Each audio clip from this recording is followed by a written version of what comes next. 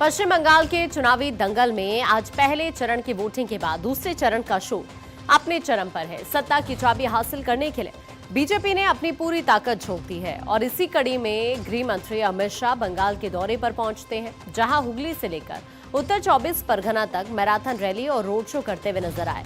BJP के चाणक्य कहे जाने वाले अमित शाह ने आज हुगली जिले के बालागढ़ और पुरसुराह में दो बड़ी जनसभा को संबोधित किया।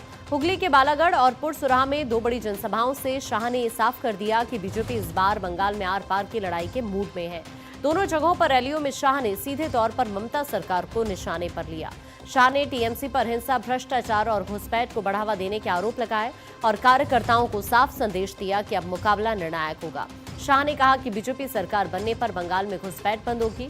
जो घुसपैठिए घुस चुके हैं उन्हें चुन चुनकर बाहर निकाला जाएगा। वहीं बंगाल वासियों को हर चीज में टीएमसी के सिंडिकेट को भाईपो टैक्स देना पड़ता है। 4 मई को यहाँ की जनता ममता दीदी को टाटा बाय बाय करेगी और बंगाल को भाईपो टैक्स से मुक्ति मिल जाएगी। ये बंगाल की भूमि पर से घुसपैठियों को निकालना चाहिए या नहीं निकालना चाहिए?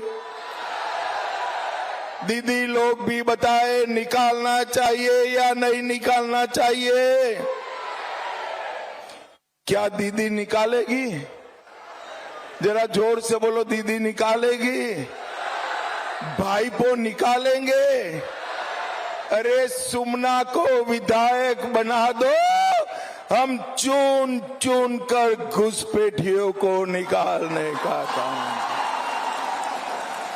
और भाइयों बहनों, एक घुसपैठिए हमारे बंगाल के युवाओं की नौकरी खा रहे हैं, गरीबों का राशन खा रहे हैं और देश को असुरक्षित करने का काम करती है। मुझे बताओ भाई, सिंडिकेट से आप परेशान हो या नहीं हो? अरे जोर से बोलो, हो या नहीं हो? बालू लेना है, सिंडिकेट को कट मनी देना पड़ता है ना। ईंट लेनी है, सिंडिकेट को कट मनी देना पड़ता है ना। सीमेंट लेना है तो भाईपो टैक्स देना पड़ता है ना। अब चिंता मत करना, ममता को टाटा बाय बाय करो।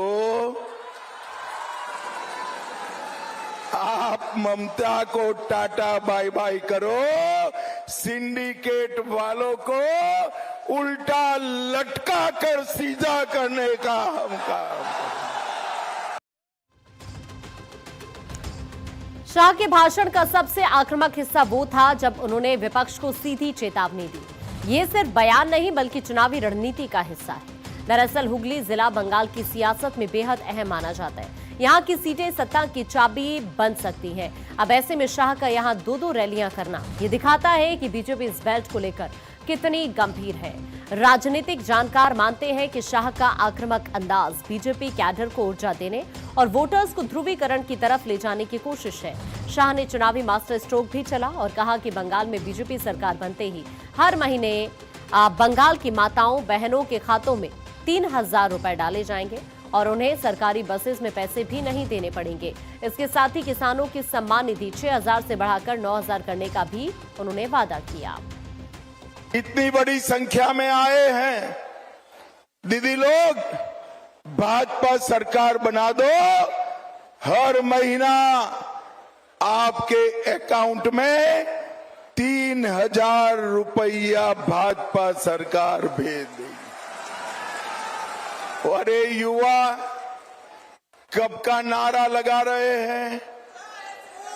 सभी बेरोजगार युवाओं के अकाउंट में भी 3,000 रुपया भाजपा सरकार भेजने का काम करेगी।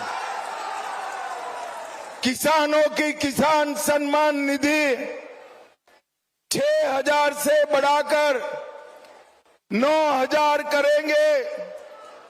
21,000 रुपया हर सगर्भा बहन गर्भवती माता के अकाउंट में उसके बच्चे के लिए डालने का काम हम करेंगे।